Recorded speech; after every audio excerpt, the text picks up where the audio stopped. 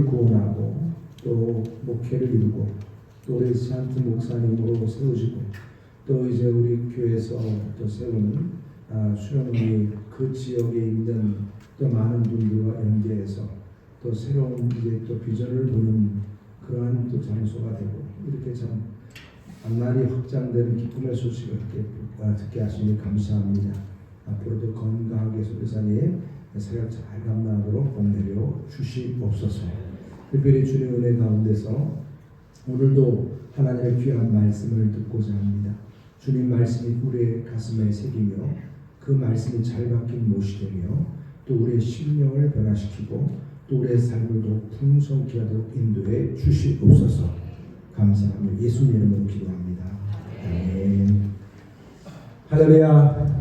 우리가 오순절 마가의 다락방의 성령의 부흥의 역사를 우리가 바라보면서 지금 1장 계속 우리가 이제 밟아가고 있습니다. 정말 이 오순절 마가의 다락방 그 성령의 불의 역사는 그냥 이루어진 게 아니라는 것을 우리는 이 말씀을 통해서 깨닫게 됩니다. 그래서 예수님께서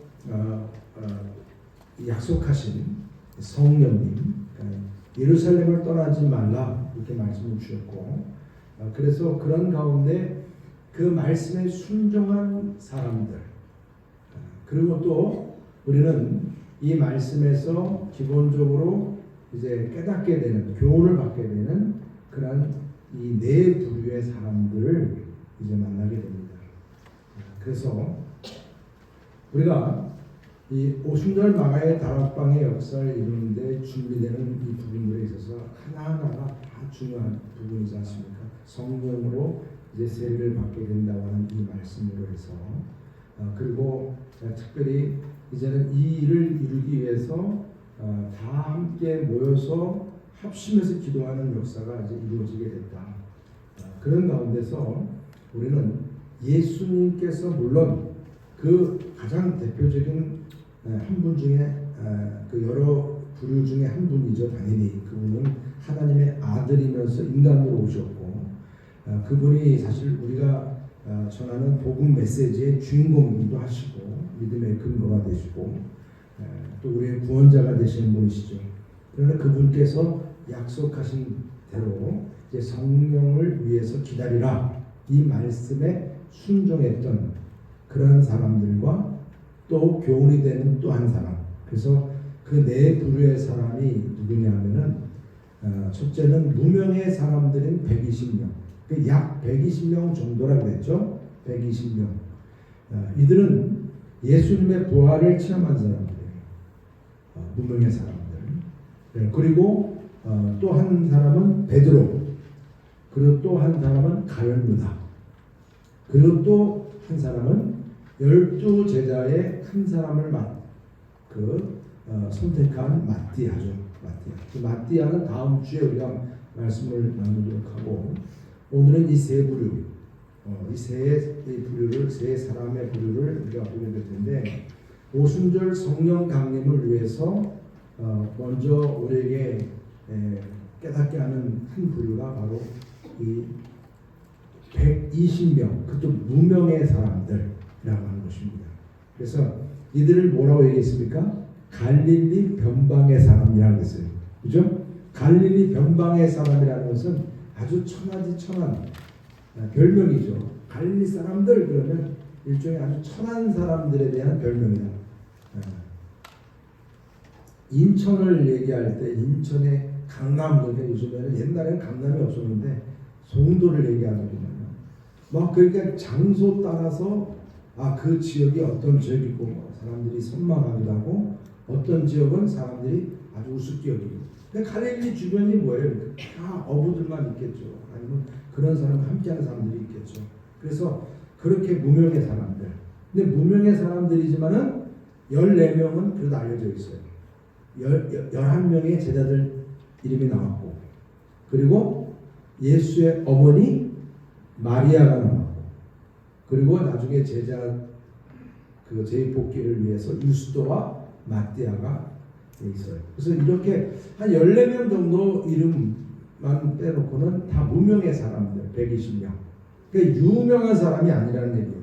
무명의 사람들, 갈릴리 변방의 사람들, 그들이 뭐 했습니까? 다락방에 모여서 같은 마음으로 오로지 기도에 있었어요. 오로지. 이게 초대교회의 모습이었다는 얘기입니다. 그러니까 제자들, 구성원들 다 어부들이고 셈이고 벌벌 넘는 그런 모습들이었어요. 그러니까 120명이라고 하니까 우리는 많이 모였네. 우리는 지금 뭐 사실 주일은 몇백 명이 모이는 예배를 드리지만 주중에 예배를 드린다 할 때는 진짜 100명 넘어가는 게 정말 힘들더라고요.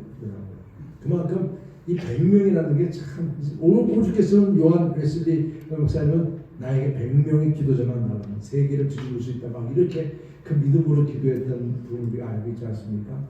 근데 사실 이 당시에 120명이 모였다.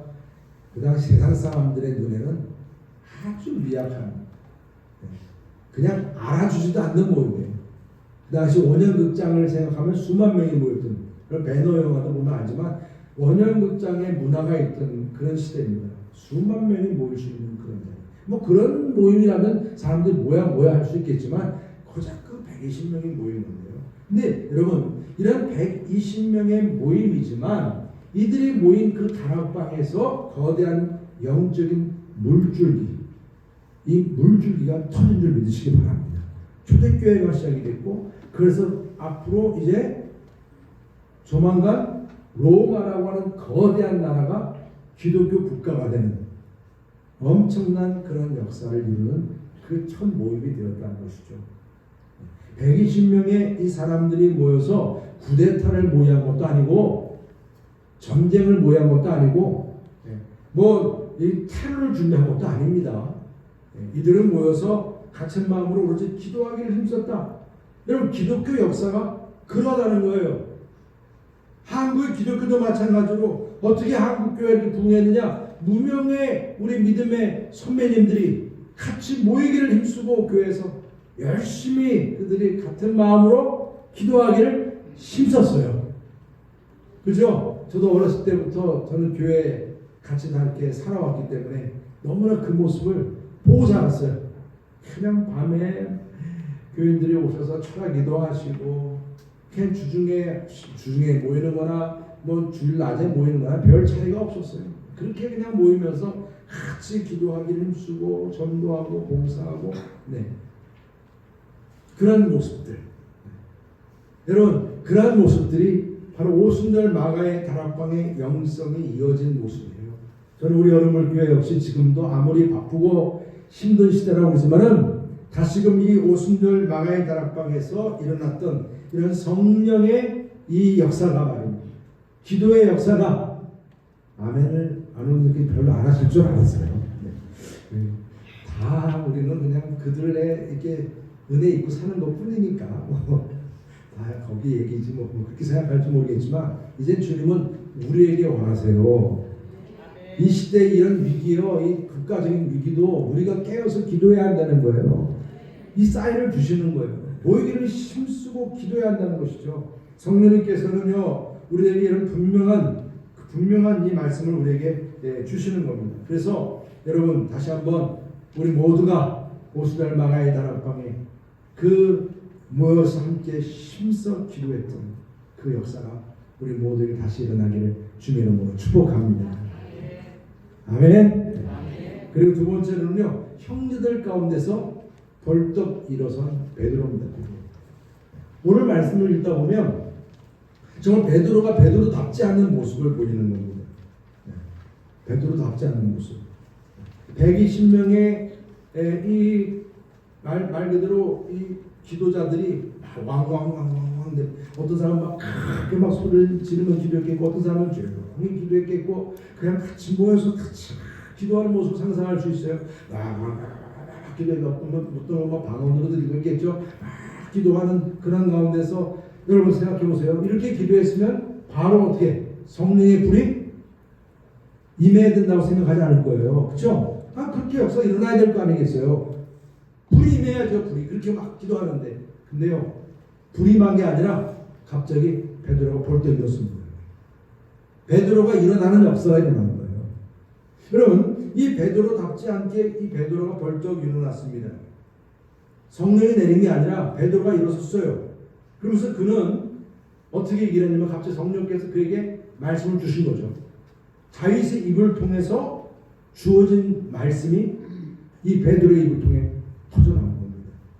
시편 69편 25절에 그들의 거처가 황폐하게 하시며 그들의 장막에 사는 자가 없게 하소서. 또 시편 109편 8절에 그의 연수를 짧게 하시며 그의 직분을 타인이 빼앗게 하시며 오늘 우리 읽은 말씀에 나오는 내용이죠. 바로 이러한 이 시편의 말씀, 이 말씀이 가룟 유다에게 응했다는 거예요. 이루어졌다는 것입니다. 이 말씀을 벌떡 일어나서 베드로가 얘기한 겁니다. 여러분 다시 한번 읽어볼까? 15절 16절 말씀 시작. 모인 무리의 수가 약 120명이나 되더라. 그때 베드로가 그 형제 가운데 일어서서 이르되 형제들아, 성령이 다윗의 입을 통하여 예수 잡는 자들의 길잡이가 된 유다를 가리켜 미리 말씀하신 성경이 응하였으니 마땅하도다. 아멘. 지금 가룟 유다가 예수님을 이제 로마 군인들에게 붙잡히도록 길잡이가 됐다는 얘기죠. 이 얘기가 이미 벌써 그 시편에 이 다윗의 입을 통해서 예언이 되었던 말씀이라는 얘기입니다. 그 말씀이 이루어진 거예요. 그러니까 이 가룟 유다의 이 비극이라고 하는 것이 12 제자들 가운데서 그 한 사람에게서 일어난 일인 거예요. 그것도 배반이 예수님을 탁 넘긴 일이 말입니다.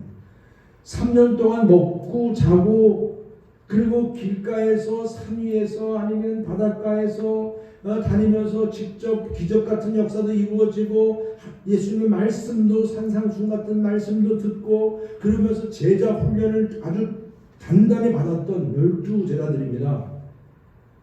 이렇게 제자 훈련 받은 사람 가운데 한 사람이 이렇게 삐딱하게 넘어진 거예요. 정말 어떻게 보면 지금 이런 사실에 대해서 베드로의 입을 통해서 그것도 이 다윗을 통해 예언되었던 말씀을 이렇게 하나님께서 주신 말씀이 이렇게 이루어졌다는 것을 드러낸 겁니다. 성령님께서는 이 말씀에서 뭘 의미합니까? 아무래도 너희들이 지금 기도를 열심히 하고 있는데 아무리 열심히를 해도 성령이 떨어지기 전에는 이 문제가 해결되지 않으면 성령을 주지 않겠다. 이런 하나님의 뜻을 깨닫게 한 겁니다. 이게 중요한 거죠, 여러분. 다시 말하면 베드로가 벌떡 일어서는 이유는 성령 받기 전에 먼저 하나님의 뜻을 우리가 깨달아야 한다는 사실을 알려준 거예요. 우리는 기도할 때 성령의 불이 넌 먼저 떨어지는 거 이런 것도 중요하니까 막 그런 응답에 대한 막 그런 아주 큰 소망 가지고 기도하잖아요. 응답해 주옵소서 기도하잖아요. 그러나 주님은 그러십니다. 아니야, 잠깐. 응답도 중요하지만 내 원하는 뜻도 들어봐.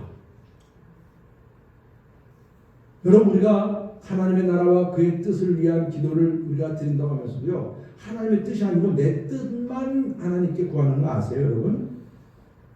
기도할 때 내 뜻만 계속 기도한다니까요. 하나님, 그 진전은 또 시간까지 정해요. 아, 이스라엘 나라가 이제 회복될 때가 이때입니까? 뭐 이렇게 자기대로 막 생각을 하는 거예요. 드디어 때가 왔구나 막 그러고 말입니다. 하나님은 전혀 생각하지 않는데. 지금 중요한 것은 가만히 지금 하나님의 뜻을 들으라는 거예요. 베드로를 통해 드러난 하나님의 뜻이 무엇입니까? 아직 공동체가 회개하지 않은 문제가 있다는 거예요. 그리고 12이라고 하는 열방을 의미하는 그 12 제자가 있었는데 한 명이 지금 문제가 됐으면 한 명을 이제 채워야 되지 않느냐라고 하는 하나님의 뜻이 있다는 것이죠. 이걸 분명하게 얘기한 겁니다. 이게 중요한 사실은 먼저 가룟 유다의 문제는 제자들에게나 공동체원들에게는 다시금 기억하고 싶지 않은 마치 아벨을 땅속에 묻었듯이 그렇게 땅에 묻어버린 사건이었어요. 아니 12 제자 중에 그렇게 예수님의 그 3년 동안의 제자 훈련이 한순간에 무너지는 듯한 그런 배반이 일어났는데 어찌 그러한 가룟 유다의 이야기를 자꾸 끄집어내고 싶겠어요. 그러니까 누구도 제자들도 그렇고 초대교회들도 그렇고 이 가룟 유다가 그렇게 배반한 이야기에 대해서는 더 이상 기억하고 싶지 않고 그냥 땅속에 묻어주고 싶고 그런 가운데 있었던 것입니다. 한마디로 숨겨진 죄가 된 거예요. 숨겨진 죄가.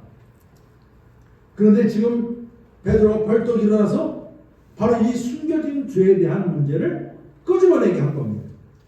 끄집어내게 한 거예요. 그러지 않고서는 이 문제를 해결하지 않고서는 성령의 불이 임할 수 없다는 겁니다. 여러분, 우리도 성령의 충만함을 위해서 기도할 때마다 베드로가 가룟 유다의 죄를 드러내는 것이 하나님의 뜻이었듯이 말입니다.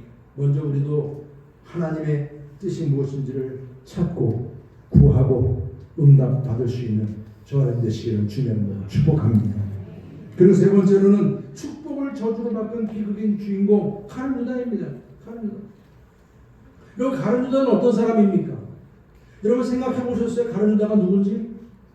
여러분, 가룟 유다는 그냥 단순히 예수님을 판 사람으로만 크게 기억되면 좀 아쉬워할 거예요. 가룟 유다가. 왜냐하면 가룟 유다의 가문은 순수 혈통의 가문이에요.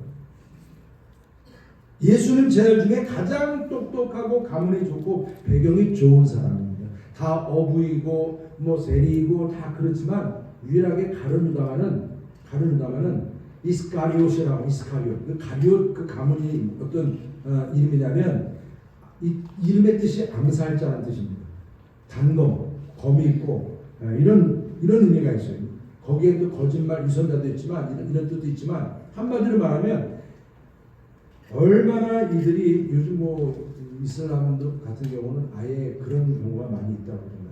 자기들의 어떤 경건을 위배하는 자에 대해서는 암살조가 있어가지고 가서 암살을 시키는 그 정도의 그 경건을 지키려고 했던 그런 가문이었다 생각하시면 돼요. 얼마큼 그렇게 자부심이 있느냐? 이들은 여호수아서 15장에 나와 있는 갈렙 그 지파에 그 이 산지를 주소서 하면서 차지했던 헤브론 땅에 그 유다 지방에 말 그대로 말하면 그 갈렙의 증손 가문의 한 마을이 가룟 마을입니다. 그 가룟 마을의 그 집안 사람입니다. 그러니까 이게 정말 아주 자부심이 있는 거예요. 갈렙의 가문 자체도 자부심이 있는 거지만 그래서 이러한 면에서 가룟 유다는 누구보다도 교양이 있고 그리고 또 지식이 있고 그런 나름대로 리더십이 있을 만한 그런 사람이었어요. 그래서 예수님도 이런 가룟 유다에게 중요한 직무를 맡겼죠. 어떤 직무입니까? 이 모든 제자들의 생활을 책임질 수 있는 뭘 맡겼어요? 일부는 나오던데 재무 일을 맡겼어요. 근데 여러분 생각해보면 이 재무 이 돈 계산 빠른 사람은 누구죠? 오병이어 때 바로 이 많은 사람들을 먹이려면 얼마가 필요하다 바로 머리를 딱 계산하는 사람이 누구예요? 빌립도 있었고 아니 여러분 세무사나 회계사는 이런 부분에 밝아요 안 밝아요? 빠를 수 있죠. 아니 세리한테 이런 사람이 돈 만진 게 아니고 누가 만진 거예요? 가룟 유다가 만진 거예요. 왜요? 그만큼 신임을 얻었다는 거죠. 그만큼 그의 어떤 위치나 그의 똑똑함이나 그의 모든 면에 있어서 맡길 만하고 그래서 아마 가룟 유다가 제대로 믿음을 가지고 갔다면 베드로, 요한, 야고보처럼 그 명단 안에 들었을 것이다. 그 정도로 신임을 했던 사람입니다. 그런데 그러한 가룟 유다가 망했어. 왜 망했습니까? 탐욕 때문에 망했어. 돈 때문에 망했습니다. 아간의 범죄 또 아나니와 삽비라의 범죄 이 반열에 서게 됐습니다. 그렇게 똑똑하고 가문이 좋고 장래성이 있었던 가룟 유다가 결국은 돈 때문에 비참한 최후를 맞게 됐는데 정말 어떻게 보면 이런 면에서 계산이 빠른 사람은 조심하셔야 돼요. 가룟 유다를 생각하면 정말 계산이 빨랐던 사람이에요. 가룟 유다처럼 될 여지가 있다는 얘기죠. 가룟 유다가 그토록 이 물질 노예로 살게 된 데에는 여러분 예수님의 부름을 받았고 예수님의 말씀을 들었고 그러면 예수님 말씀의 핵심은 하나님의 나라였고 하나님의 나라를 위해서 살아가기 위한 기본적인 조건이 뭐예요? 믿음이었고 믿음. 그러면 하나님의 나라의 일을 위해서 우리는 뭐가 자라가야 돼요? 뭐가 자라가야 돼요? 믿음이 자라야죠. 믿음. 믿음은 자라지 아니하고 믿음은 그대로이고 머리만 자꾸 돌리면서 세상적인 그런 어떤 소욕과 욕심과 그런 계산만 자꾸 돌리니까 세상적인 욕심만 자라나는 거예요. 그러니까 여러분 삶이 기본적으로 달라지는 거죠. 믿음이 여러분 왜 안 자랍니까? 생명력이 없으니까 안 자라죠. 여러분 가태하나 아기를 보세요. 막 자라잖아요. 쑥쑥 자라요. 저도 어렸을 때 기억나요. 초등학교 때 1년을 못 입었다니까요.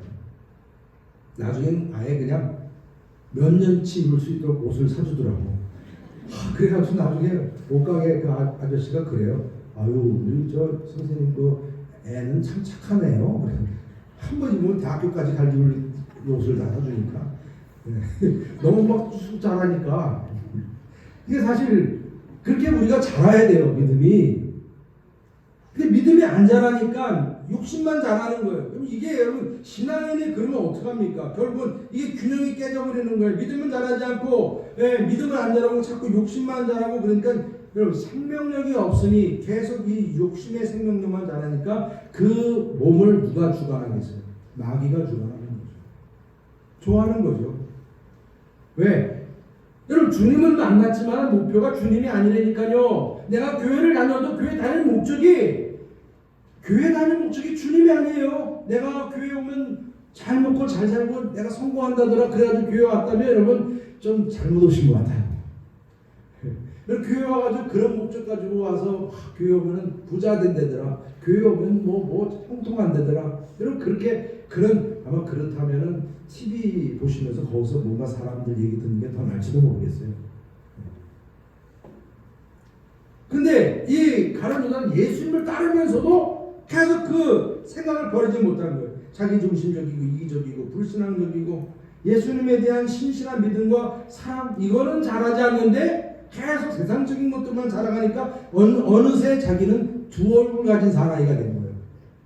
예수님 따라다니는 제자의 반열을 서고 싶은데 또 마음은 돈깨의 마음이 있고 끊임없이 그러다 나중에 예수님을 삼신장에 팔아 넘기는 데까지 가게 됐죠. 그때 예수님을 어떻게 해요? 알려주기 위해서 키스를 하잖아요. 예수님을 키스한 게 진짜 예수님을 사랑해서 키스한 거예요? 누가 봐도 알잖아요. 저건 가짜라는 거.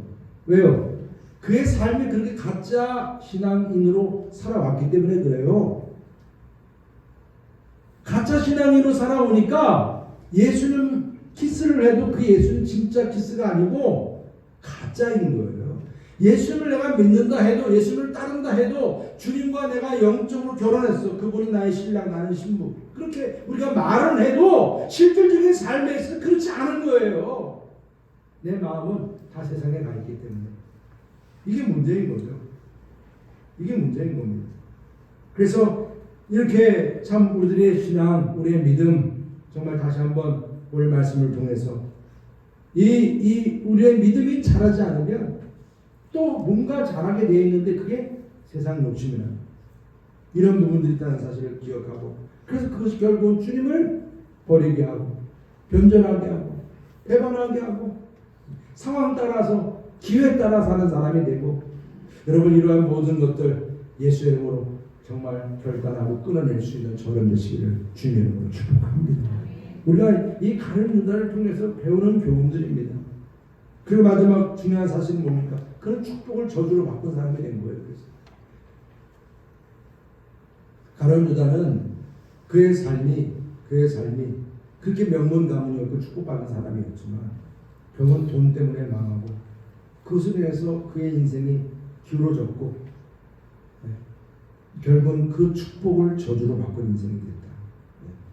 12 제자에 포함이 되었어요. 신임 받았어요. 그래서 직무, 아주 그 직무도 중요한 직무를 맡았어요. 그래서 정말 어떻게 보면 이 일만 충성되게 잘 했으면 귀하게 복을 누렸을 텐데 오히려 그러뇨 남의 헌신을 두고 비아냥거리고 헐뜯고 비판했어요. 향유를 예수님의 발 앞에 깨뜨려 부었는데 저거 뭐야 저거 1년 보통 사람 연봉값인데 1년 연봉값을 저런 식으로 깨뜨려서 그냥 소비한다니 아니 예수님께 드리는 정성을 소비한다고 생각하는 거예요. 아니 저 돈을 가지고 가난한 자에게 돌려주면 얼마나 좋을까? 거짓말이에요. 주님이 너무 잘 알아요. 너는 도둑이라 그래요. 도둑이라. 횡령하는 모습도 알고 있고요. 예수님. 그래서 이러한 이 가룟 유다가 결국은 그 돈에 매여서 30냥의 예수님을 팔아 넘기고 그러한 길잡이, 예수님을 팔아 넘기는 길잡이가 되는 배반자가 되었다는 거죠.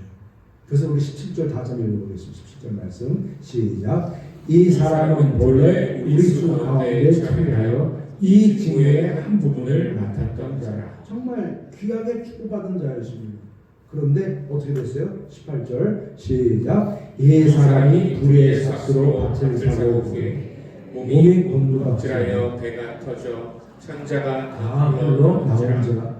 이 일이 예루살렘에 사는 모든 사람에게 알려져 그들의 말로는 그 밭을 악에 담아라 하니 이는 피밭이라는 뜻이니라. 시편에 기록하였으되 그의 거처를 황폐하게 하시며 거기 거하는 자가 없게 하소서 하였고 또 이르시되 그의 직분을 타인이 취하게 하소서 하였더라. 아멘. 베드로가 벌떡 일어나서 얘기하는 거예요. 율법에도 시체를 하루 이상 넘기지 말라. 그럼 그 땅에 저주받는 거예요. 그래서 여러분 아리마대 요셉도 자기 무덤까지 헌신하면서 예수님의 시신을 그곳에 모신 거예요. 그런데 여기 지금 이 가룟 유다는 어떻게 그 자살한 목에 매달려 자살하는 가운데서 어떻게 그의 몸이 떨어져 다 그냥 육체가 터져버렸을까? 제가 이걸 상상하는 거잖아요. 성경 읽다 보면 이렇게 상상하게 되는데 이게 그냥 바로 못 매달려서 막 퍼덕퍼덕대다가 툭 떨어져가지고 이렇게 됐을까? 그건 절대로 아닐 겁니다. 그 몸만 떨어지죠. 이 말은 그가 목에 매달려 죽어가고 또 죽어있는 그 상황에 대해서 사람들은 어떻게 한 거예요? 그냥 내버려 둔 거죠. 못 본 채 했든지 상관하지 않은 거예요. 가뜩이나 저주 같은 사람, 저 괜히 건드렸다면 나도 저주받을 거고 다 상관하지 않거든요. 이런 비극을 보게 하는 거죠. 결국 그 몸은 하루만이 아니라 며칠 동안 매달려 있다가 그냥 떨어져서 그냥 육체가 다 터져버리는 이런 모습을 상상하게 합니다. 아켈파가 결국은 그 땅이 저주받은 땅이 자기가 30년 가지고 그거 후회해서 그걸 대지상에 갖다 던져버렸는데 대지상은 그 돈을 가지고 산 땅이에요. 그게 묘가 됐죠. 근데 그 죽은 땅이 저주받은 그런 땅이 되었다. 정말 여러분 이 가룟 유다는 주님으로부터 부름받아서 그가 부름받음에 대한 분명한 그의 목표는 사명자였지 않습니까? 주님의 제자로서. 그의 갈 길은 뭐였어요? 사명자의 길이었다는 거예요. 여러분 오늘 이 시간에 이 자리에 오신 것도 왜 오셨습니까? 주님의 부르심과 사명자의 길을 위해서 오신 줄 믿습니다. 어떻게 하다 보니까 그냥 친구 따라서 강남 간다고 왔다가 그냥 앉아있는 겁니까? 물론 그럴 수도 있겠지만 중요한 사실은 여러분들의 그 분명한 이 자리에 계신 이유는 부름받은 그런 이유고 거기에 따르는 사명자로 그 길을 가는 거예요. 그렇죠? 그게 목표죠. 근데 오늘 가룟 유다는 뭐예요? 그게 예수님부터 부름받았고 주님으로부터 제자훈련도 받았고 그렇게 귀하게 사명자로 택함을 받았지만 우리가 오늘 읽지는 않았지만 다음 주에 읽겠지만 25절 말씀 보게 되면 뭐라고 말씀해요? 가룟 유다가 죽었는데 제 길로 갔다 이렇게 표현합니다. 가룟 유다의 길이 사명자의 길로 끝난 게 아니라 제 길로 가는 것으로 끝나버렸어요. 여러분 제 길로 간다는 거는요 예수님 모르는 세상 사람들이 다 가는 길이에요. 누구든지 다 잘 먹고 잘 살고 세상에서 떵떵거리든 아니면 그냥 어떻게 살든 그냥 살다가 때가 되면 다 가는 길이 제 길이에요. 지금 가룟 유다가 예수님 만난 주님의 제자였음에도 불구하고 그가 그 사명을 잃어버렸을 때 자기 욕심에 그냥 눈이 어두웠을 때 결국은 그 길이 제 길로 가는 그 길이 되었고 축복으로 받았던 직분마저 타인이 취하는 저주를 받게 된 것을 보게 됩니다.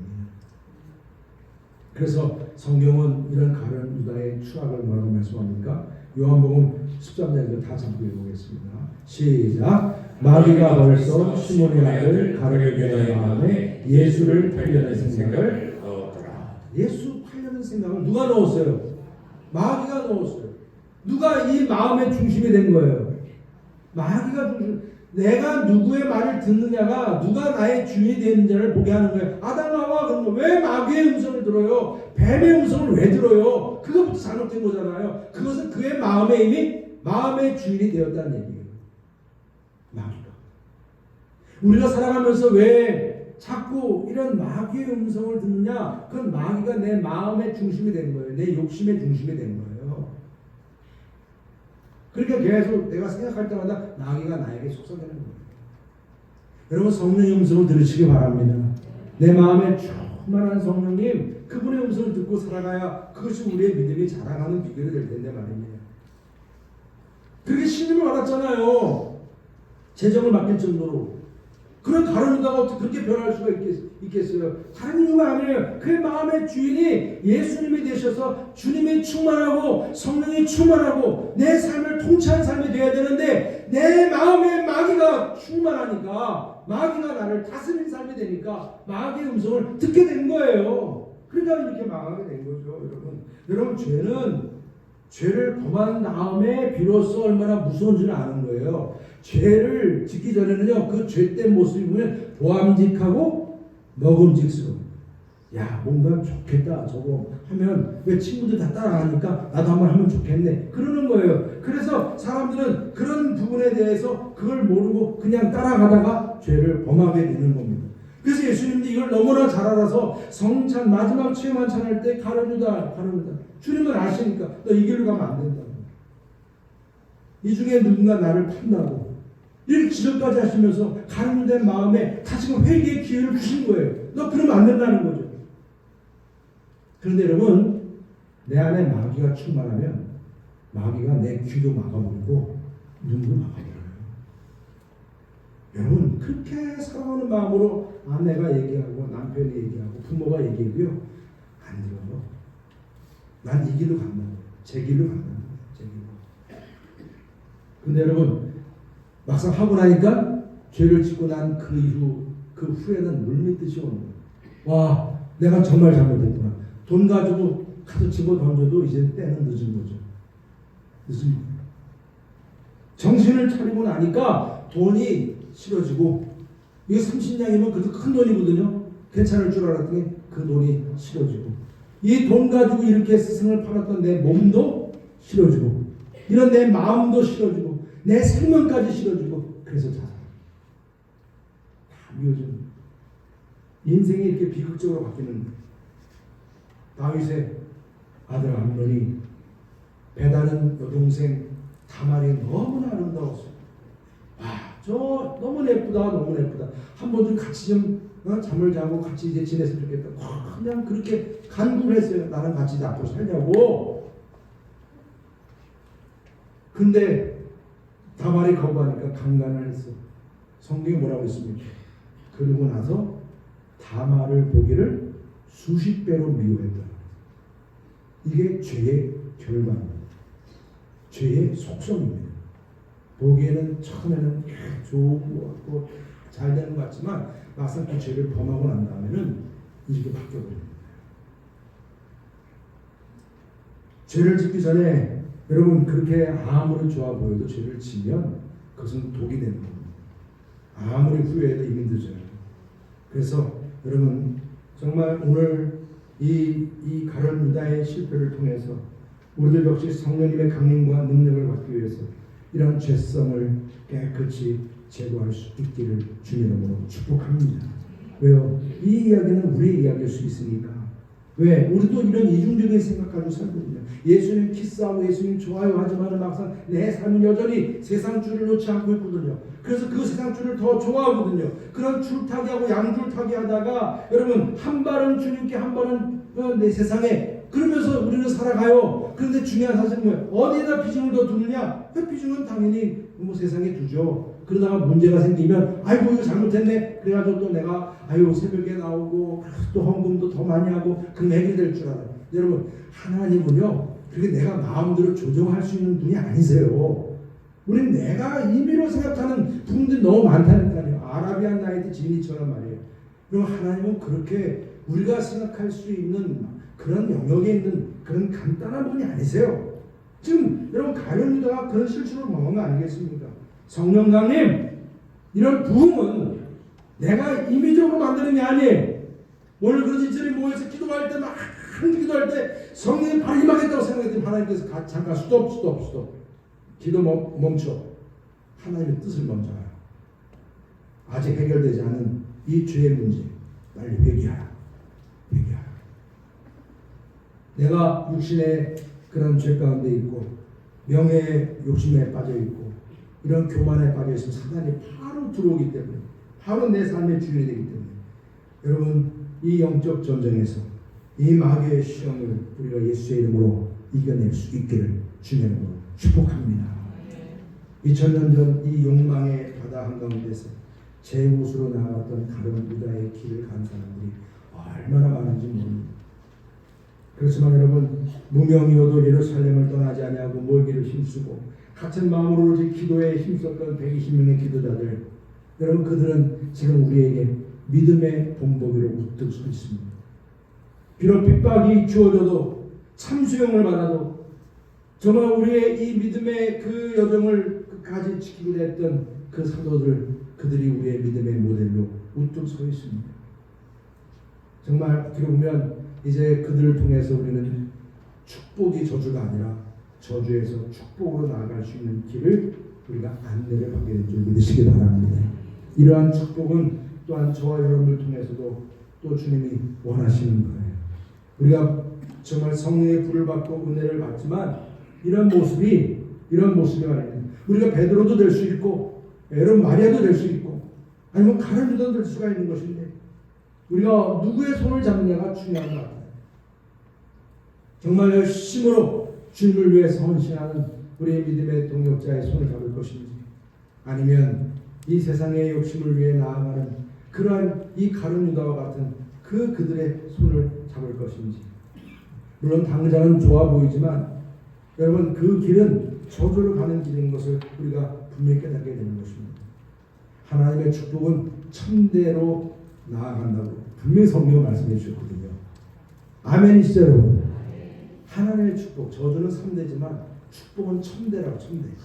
그러니까 이런 주를 잘 섬기면 그 자손에서 그 자손으로 넘어가는 축복이 주어지는데 무명이어도 말입니다. 120명의 기도 용사들처럼 성령 충만하고 예수 충만해서 온 유대와 사마리아 땅 끝까지 내 증인이 되라. 이것이 나의 가족들 우리 주변에 있는 많은 유도에까지 증인되는 귀한 사명 그들을 주님께로 인도해 낼 수 있는 가이드할 수 있는 안내할 수 있는 저와 여러분들이 될 수 있기를 주님의 이름으로 축복합니다.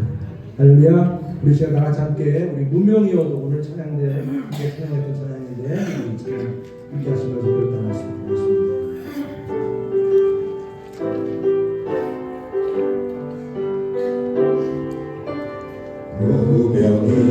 무명이어도 원하지 않은 것을 예수 안에 난 만족함이라 가난하여도